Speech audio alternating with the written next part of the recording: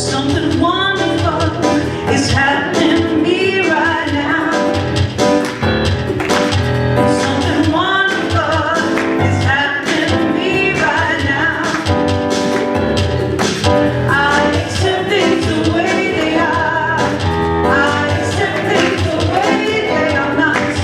Something wonderful is happening to me right now. I love wasting. I love wasting. I can breathe. I reap abundantly. I already have everything I need. Wonderful is happening to me right now. Don't you feel it? Something wonderful is happening to me right now. Oh yeah, I accept things the way they are. I will. I accept things the way they are not. Something wonderful is happening to me right now.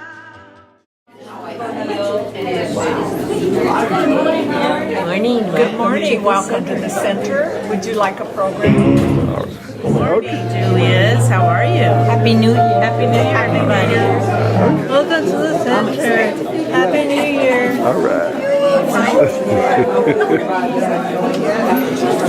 Do you know who did that or where that's from? I don't know, but it's adorable. Isn't that something? And it's so healthy. Better than eating donuts all the time, huh? Oh, yeah. Good morning.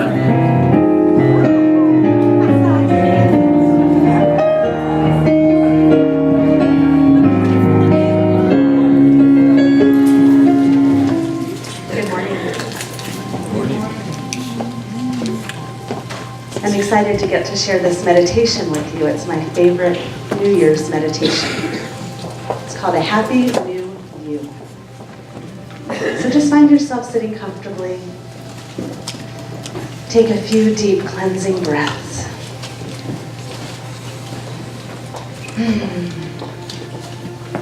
Allow your body to take in all the air that it needs. And with each exhale, feel your body just softening in the chair. Let's begin by thanking the Divine for all the gifts in our life right now. Appreciating where we have been is a magical key to moving forward. Every situation and relationship from your past has taught you something useful and has made you who you are today. Now I'd like you to notice those things that have outlived their usefulness. What keeps you stuck? What stops you from living your deepest dreams? Recognize the obstacles to achieving the changes that you choose for your life. Just begin to make mental notes of all those things that you are ready to release.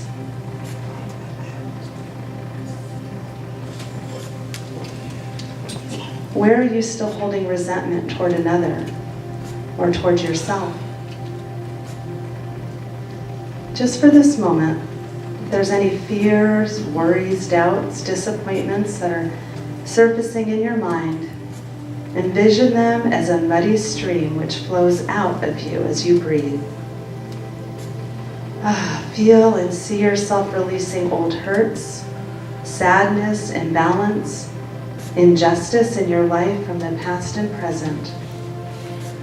Feel them dissolving, pouring out of your body. Just let them go. Now we're going to release all the should haves, could haves, if onlys.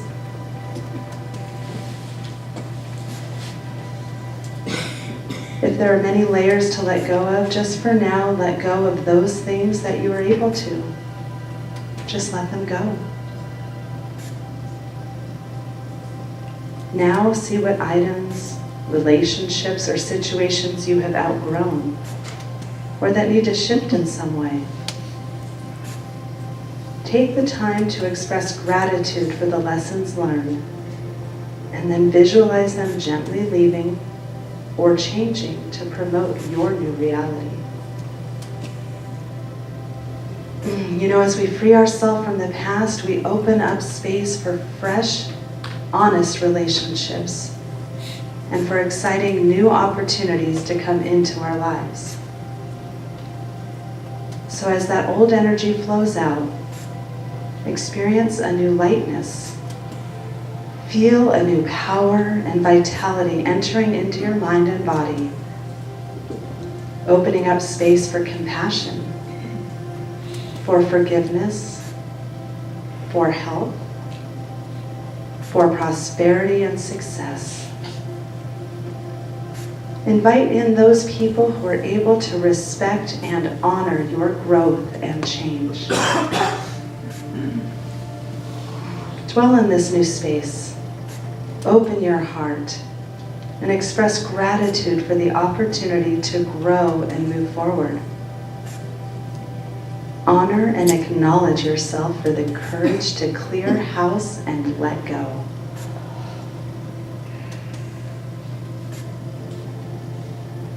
Now imagine you're breathing in the qualities you need for this new part of your life. Breathe in courage to be true to yourself. Just breathe it in. Breathe in patience, discipline, spontaneity, anything that you feel will assist you in this new beginning. See yourself as strong and positive. In your mind's eye, picture what you would like to receive in your life and imagine yourself easily receiving these gifts. Feel yourself radiating with positive energy as you attract new people, new ideas, and new situations. See yourself joyful and content with this new reality.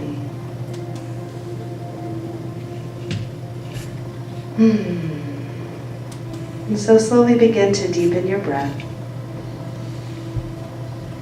Gently begin to move your fingers and toes and feel your body back in here in the sanctuary. Take a few final deep breaths. And when you're ready, open your eyes. And many blessings for a happy new you. And so just once again, relax into your seat and just know that as I speak in the first person, I speak for each person that can hear my voice. And I just relax into that space and that place that knows there is only one. One power, one presence, one divine energy that is expressing itself fully as love, as compassion, as health, as wholeness, as unity. And as I allow my awareness to expand on all that God is, I know that I am one with the One. I know that I express every attribute of God in my own unique way. And I know what is true for me is true for each and every person that hears my voice. And so I just relax and let today open up for me.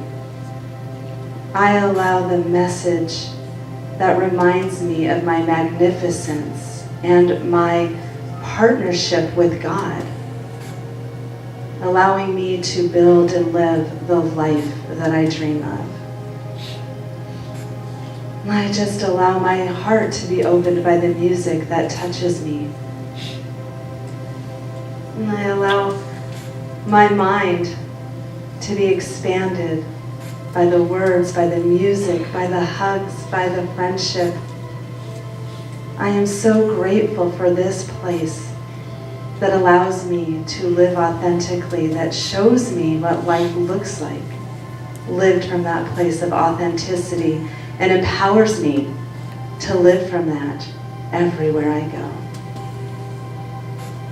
And so for this time, for this place, for this center, and for each person who has given me the gift of showing up, I say thank you, God.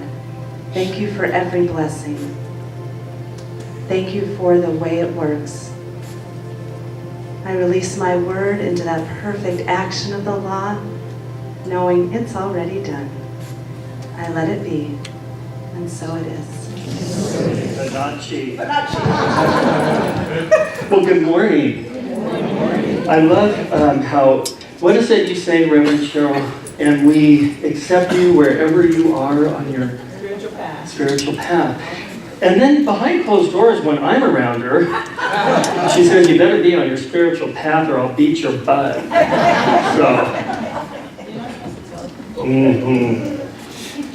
So the title of my talk today is, what is the science of mind? And just as if one were to ask, what is computer science? One would respond and say, well, it's the study of computers, the study of how computers work, and ultimately how we can use computers to add to and to improve our lives. So if one asks, what is the science of mind? One can answer and say, it is the study of mind. It is the study of our mind. It is the study of how the mind works. And ultimately, how we can use our minds to add to and to improve our lives. Now, it's interesting, as we examine the science of mind, as we examine computer science, what is most fascinating is that we find that they're not only similar, they are actually identical. And I'll show you what I mean by that. So, in its simplest terms, we understand that computers are designed to take an input. They're designed to take data that we give it, and then in its simplest terms, they are designed to take those inputs and create an output, to create a result. And, we're using computers today more than we have ever used computers before. And what's really fascinating to watch is the different shapes and forms and sizes they come in. I mean, when you look back at the very first computer, it covered an entire floor of a building. And it really, in its earliest days, it did very simple mathematical equations. But now we're seeing all kinds of computers, right? And no matter how you look at it, they really are only designed to take data and create an output, right? Now, here's some interesting facts. In America alone, taken together, 90% of US households contain at least one of these devices: a smartphone, a desktop computer, a laptop computer, a tablet, or a streaming media device. Now, with the typical median American household, we find that on average, every household has about 5 of these items.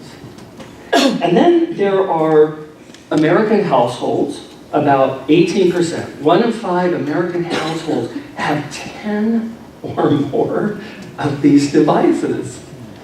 And now what we're seeing too is that these computers,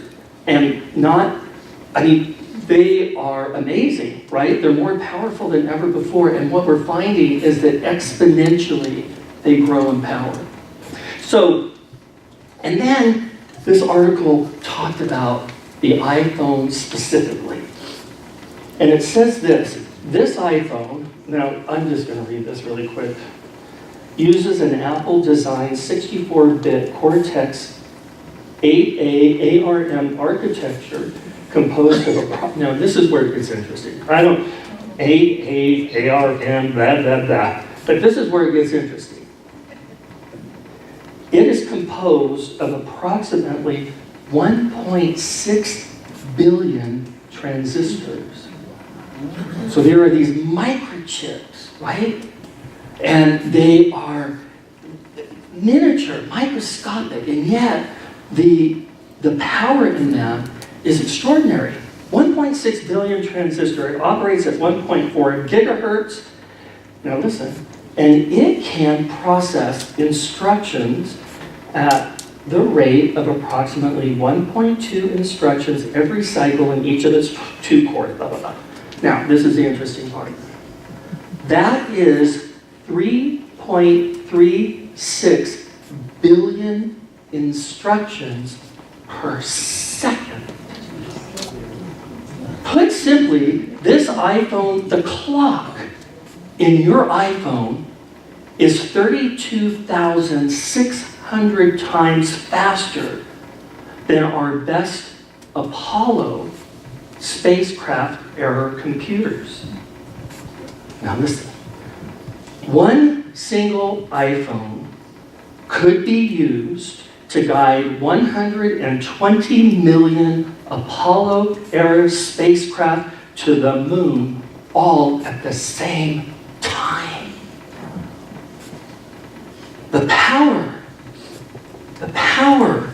the possibility, the ability to access information, to research, to explore, to make decisions, to communicate, to enter into commerce and banking, to buy and to sell. And these devices are literally altering how we live our lives. And it's simply in the palm of your hand. But again, when you lay this all out, think about what we're doing. 2 things: inputs, outputs. And my job is to give it an input, and its job is to give me an output. Now, and I promised Reverend Stacy that this would work. And I've been practicing all morning in the back of church.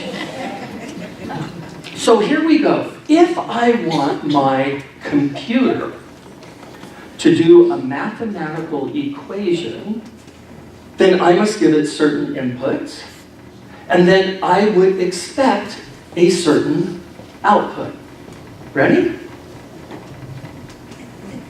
Siri, how much... Siri, how much is 1,500,000 times 700? That would be 1,050,000,000. Input, output. Ha, it worked. I get to stay employed another week. There's an output for you. So if I want to get certain information from the computer, I have to give it a certain input. And yes, I expect a certain result, a certain output. Let's try this again. Siri. Yes? How long does it take to drive from Las Vegas, Nevada to Reno, Nevada? Traffic from Las Vegas to Reno is light, so it should take 7 hours and 2 minutes via US 95 North.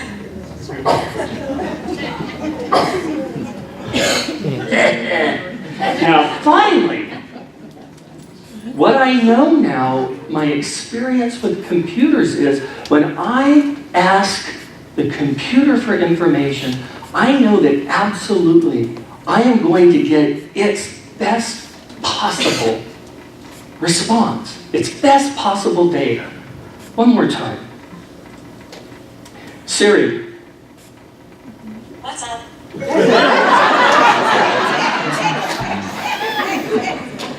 How cute am I? Looking good. Is that what you did hear? Did you hear that? She said, looking good. Is that what you wanted to hear? Yes, I did.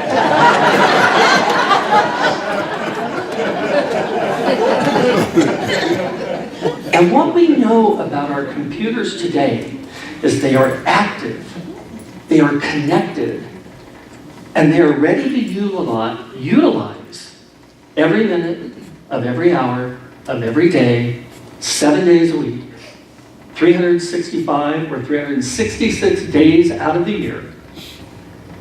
And what I find interesting is that this device could care less who I am. Has no, now, T-Mobile cares who I am. Because when they send me a bill, they expect me to pay. But the device itself has no interest at all in who I am. It is absolutely impersonal. Doesn't care who I am. And all it does, simply, it just sits there. It sits there and it waits for me to give it an input, and it works to give me an equivalent output. And by the way, that's its job. That's the only job it has. It's the only reason it exists. So, now, after we look at all this and we're all amazed and we got 120 million Apollo spacecraft flying around and Reverend Dan's in his backyard directing them all with his iPhone, Dr. Holmes steps forward and says, hold up. Hold up, all of you that are so mesmerized by your technology, mesmerized by your amazing computers, because I've got something to share with you that is really mesmerizing. And it's this. I'm here to tell you that there is a supercomputer in the universe that is more powerful, more effective, more dependable, more intelligent, more creative. As a matter of fact, this supercomputer in the universe is infinite in all abilities and infinite in all capabilities. And he goes on to say, it's so phenomenal as I think about how to name it, words would not do it justice. So all I can do is simply say, it is the thing itself. It is the thing itself. And he says, the best way I can explain what it does is this. The thing itself is the power of God to create as we think into it. The thing itself, the law. And so he goes on to say, because every computer has a manual. Am I still there? Every computer has a manual. And Dr. Holmes has written one of the most comprehensive universal computer manuals called The Science of Mind. And he says this on page 268 and 269. This law, the thing itself, is impersonal. It is compelled by its very nature to return to the thinker exactly what it thinks into it. The law of mental equivalence must never be overlooked, for whatsoever a man soweth, that shall he also reap. And then he goes on to say, this law says that whenever and wherever there is an adequate subjective image, a picture in the mind, a belief of how it should look,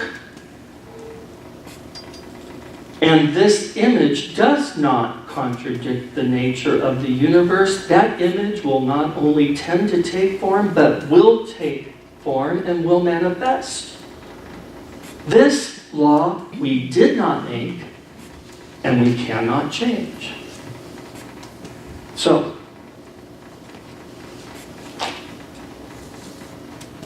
if you were to summarize this whole thing, we have a supercomputer. And it is in and through everything and everyone and in every space.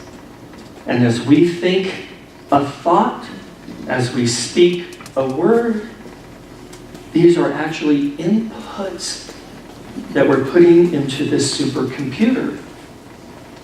And Dr. Holmes says this computer is infinitely equipped and infinitely capable. And what it does is it takes those inputs and it creates outputs in your world. And those outputs are people, places, things, circumstances, and experiences. And just like our computers at home, and just like our smartphones, what we know about the thing itself, it is active. It is connected. It's ready to be utilized every minute of every day, 7 days a week, 24 hours a day, 365, 366 days out of the year. It's important to know two things. It, too, is very impersonal. In a sense, it really doesn't care who you are. And you can't run away and hide somewhere where you think the law is not, and just think and say what you want. Because the law is in all places, at all times, active and operating. So, now, I know, as religious scientists, that we understand this computer. I know that we all understand the science of mind. And I also know that we, most of the time, work to give good inputs to the supercomputer, right? We all strive to put the right inputs into the computer so we can have the right outputs in our lives. And it's a lovely thing that we're all working on that. But as I prayed about this talk, the supercomputer, because my input was, let's work together, and I would really like a nice talk, and I would like for it to be meaningful and something people can learn from. And the supercomputer came back with an output. And it said, maybe, consciously or unconsciously, some of the religious scientists may not actually be feeding the supercomputer some good inputs. There may be some inputs that aren't so good. And Rev Dan, we have to remember, not so good inputs equals not so good outputs. Which means sometimes not so good stuff in our lives. So the supercomputer said, you know what? Three areas that I want you to examine. Number one, our inputs need to be our inputs. We are so connected. Social media, the news, and everything is 24/7, and everything is so right here and in our face. And the supercomputer said, you know, I'm not suggesting that you stop listening, because you all can learn from each other. But what I'm suggesting is that you be discerning. There is a difference. Because you see, there's voices out there in the world, and those voices are saying limiting things. They are spewing out restriction. There are some that are presenting defeating ideas. And so this supercomputer said, learn to go inward, use the truth that you know, be discerning, and create your own inputs. An example, ladies and gentlemen, Morris Goodman.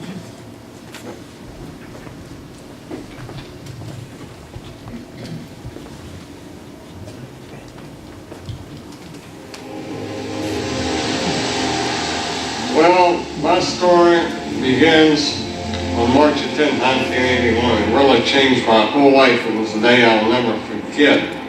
I crashed an airplane.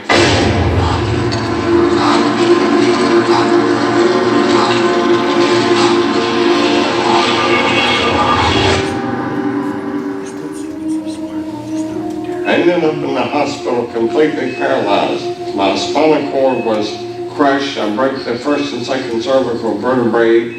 My swallowing reflex was destroyed. I couldn't eat or drink. My diaphragm was destroyed. I couldn't breathe. All I could do was blink my eyes. The doctor, of course, said all my life I'd be a vegetable. All I'd do is blink my eyes the rest of my life. That's the picture they saw of me, but it didn't matter what they thought. The main thing was what I thought.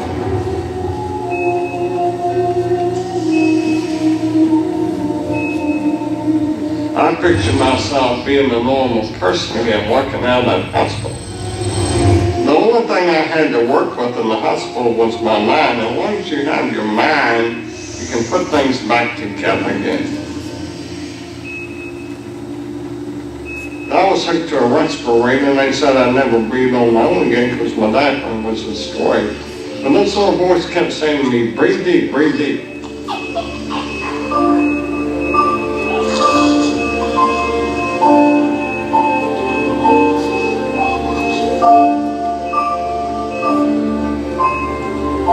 Finally, I was weaned from it. They were at a loss for an explanation. See, I could not afford to allow anything to come in my mind that would distract me from my goal and from my vision.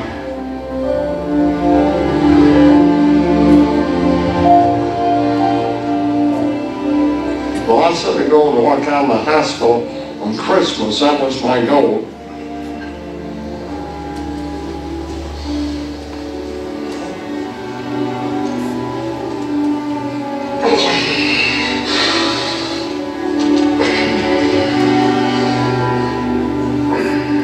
Months later, I walked out of the hospital on my own 2 feet. They said it couldn't be done. That's a day I will never forget.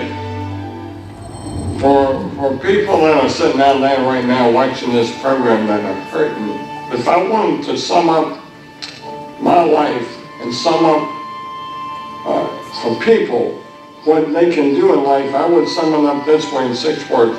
Man becomes what he thinks about.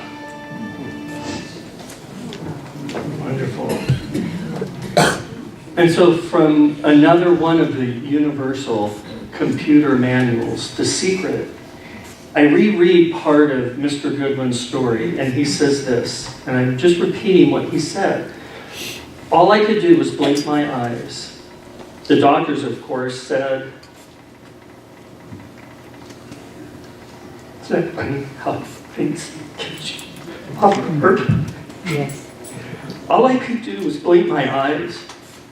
The doctors, of course, said I'd be a vegetable the rest of my life. All I'd be able to do is blink my eyes. That's the picture they saw of me. But it didn't matter what they thought. The main thing was what I thought. I pictured myself being a normal person again, walking out of that hospital. And then I love what he says. The only thing I had to do, the only thing I had to work with in the hospital was my mind. Now listen, and once you have your mind, you can put things back together again.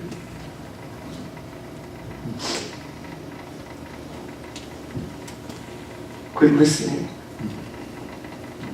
And there are some inputs from our past we need to let go of. And there are those voices around us that say it's not possible. You can't do this.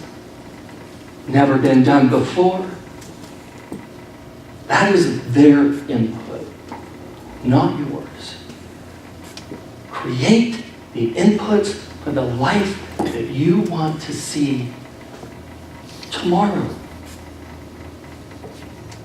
Okay, number 2. Now, if our outputs, if our lives don't look like we desire them to look, if our physical world is inconsistent, we gotta look at the inputs. You know, when you screw around with the output, and you move things around, and you reposition them, it doesn't change anything. Because the real cause is the input that's creating the output. Yes? Yes. You know, I was telling someone the other day, when you sit down to a really bad meal, I don't care how you reset the table. It's still going to taste bad. You got to go back to the kitchen, the input, and get someone else to cook for you, like my mom or Reverend Cheryl. So if your outputs are inconsistent, you got to look at the inputs. Garbage in, garbage.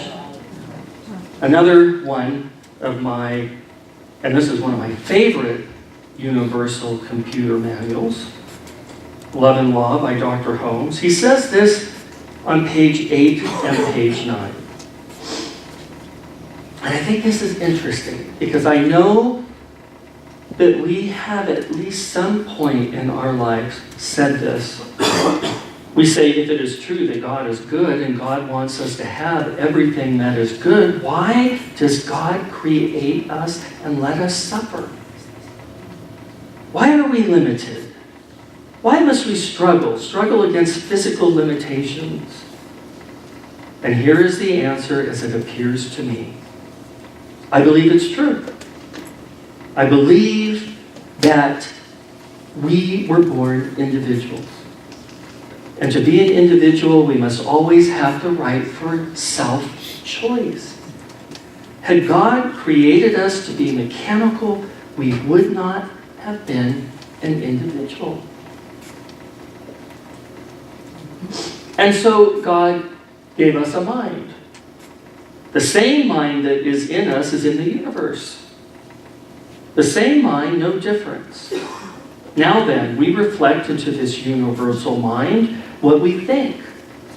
Now listen, practically the whole human race is hypnotized because it thinks what somebody else told it to think.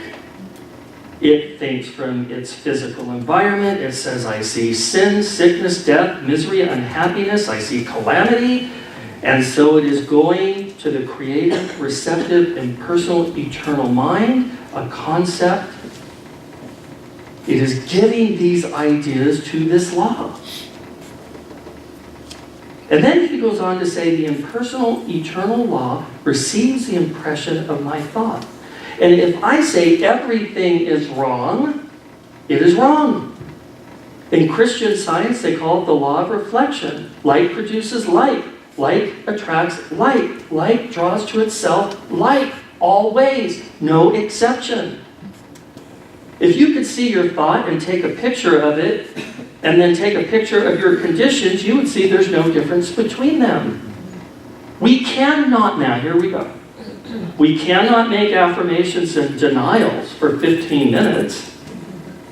and spend the other 23 hours and 45 minutes denying the thing we have affirmed and affirming the thing we have denied and attain the results we seek. We send out the word and it sets in motion the power. But if we begin to think the opposite thing, it gets the word as soon as it is thought, it neutralizes the word and destroys any possibility of its effect. In other words, where is our consistency in our thinking? Right? What do we do? Oh, it's bad. Oh, it's bad. Fall apart. Hell in a handbag. Oh, okay. Wait. Then we look at our world and we're like, right? 50 to 60,000 thoughts a day we think. So you know what? Managing our thinking, becoming the director of our thoughts is a big job. We cannot be, if we're lazy in the way we think, then our lives are going to be gray and lazy. All right, one more. Now, I know you're tired of hearing about this. And I know it's a worn out story. But I've had some new revelations about this. So, just bear with me. Look at Cheryl's face. So, some time ago, my financial coach insisted that I trade in my 350Z and my 370Z and insisted I get a more practical vehicle. Now, it was hard for me to do that, and I struggled with why? What is the big deal here? And what I realized was growing up, I always had what I needed. I had a roof over my head, I had food, I had clothing. My parents made sure I went to school. But there was little extra for wants. And in my mind somewhere, I equated the idea of moving beyond needs to wants, moving beyond, and I wrote, the gravitational pull of living solely for the purpose of necessity. I equated moving into the next level by owning a sports car. And it's crazy, because I have no idea where that came from. I was never a car person, but it was a really powerful belief. And so I'm sorry to say, and yeah, somewhat embarrassed, that I let a piece of metal, a machine, put me through struggle and caused me to be so unhappy. It's kind of embarrassing, but I'm only human. But the other day, I pulled into the garage. And when I pulled into the garage, well, the car met the garage. Personally. I mean, it scratched it right down to the metal. I could feel it inside of me.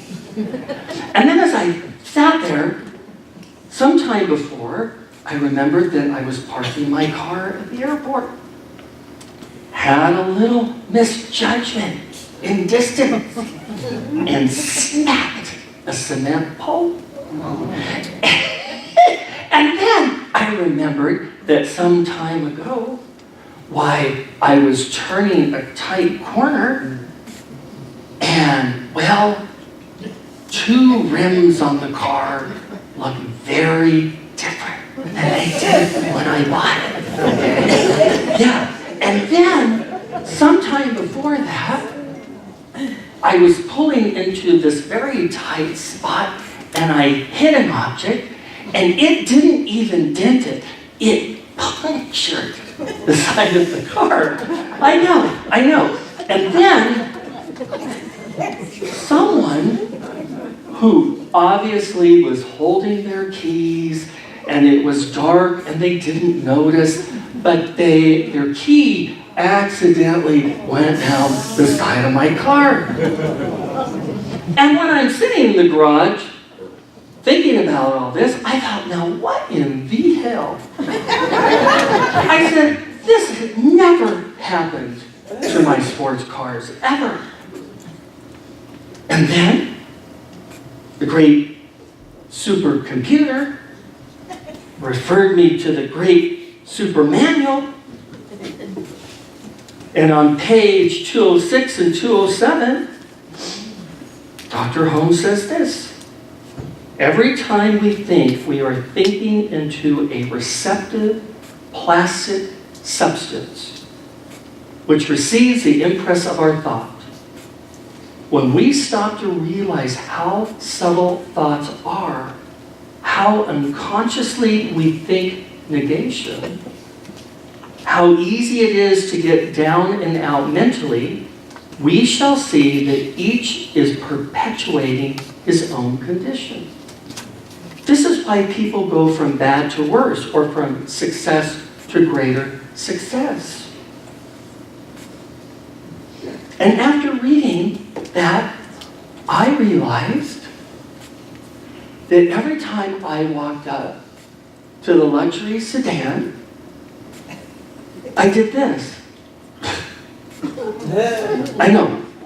It's like a bad teenager. And you want to slap them. I know. You kind of want to slap me right now, Reverend Cheryl. But every time I would walk up to that car and I go, just like that. Well, what the infinite reminded me of was, with every thought, we either are attracting or we're repelling. Steady, subtle thoughts will eventually create something significant. That's why you can, if you're married for 50 years, you better start looking at what's right than what's wrong. Because that's a lot of years to affirm what you don't like and expect it to all work out. Now here's the kicker on the whole thing. All of the damages I just talked about are on my side of the car.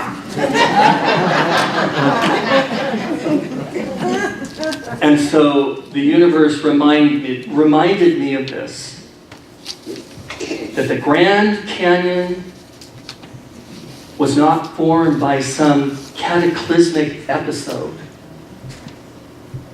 The Grand Canyon wasn't formed by some earth-shattering event.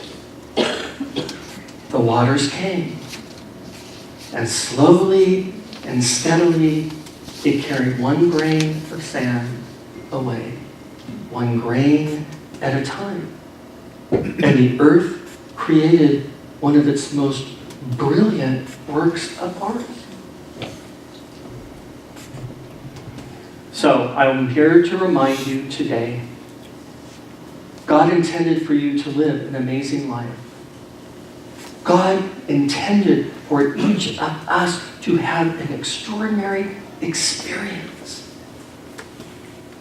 God is yearning for each of its expressions to have the life each dream is dreaming of. And we say, well, how do we know that? I don't see any evidence of that in the world. If God loved me, Dan would have 20 Z's.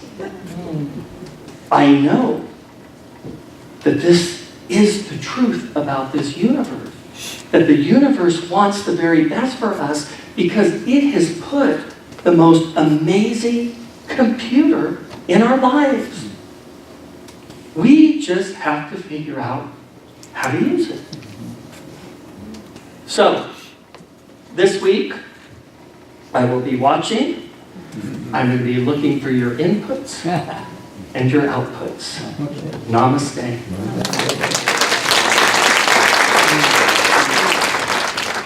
Okay, if you'll stand and connect.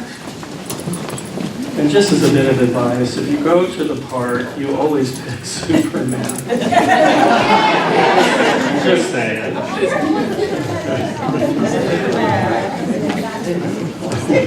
Easy now.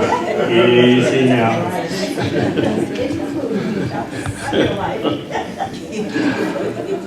So let us take a deep breath. And so this just reminds me that there is only one thing happening here, and it is God. The only thing that is happening here is God expressing itself. And so what I know then is that I and each and every person here is an expression of God. And so I am literally holding God's hand. And so I just give thanks for the gift of life. I give thanks for this teaching that teaches me how to use the universal supercomputer to have the life that I want. And so I just declare right here and right now that this week, each and every person is mindful. Each and every person uses thoughts and words as inputs to the supercomputer for exactly what each person wants.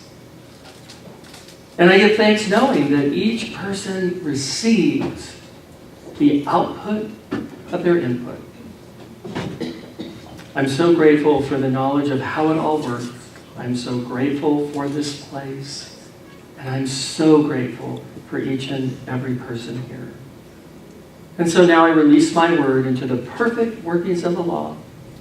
I know that as I have spoken, it is already done. I relax, I breathe, I let go, and I let God. And together we say, and so it is. And sing. Yes, there is peace on earth, and now it begins with me. Yes, there is peace on earth, a peace that was meant to be. With God as our power, love was all our need. Now we walk with each other in perfect harmony. Yes, peace begins with me. Let this be the moment now. With every breath I take, let this be my joyous vow. To take each moment and live each moment in peace eternally. Yes, there is peace on earth, and now it begins with me.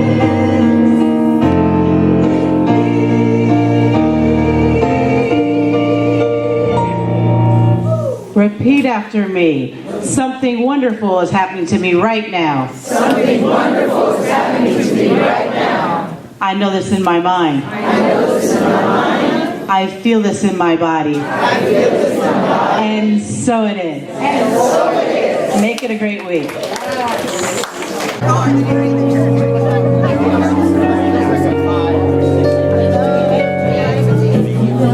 Sunshine of your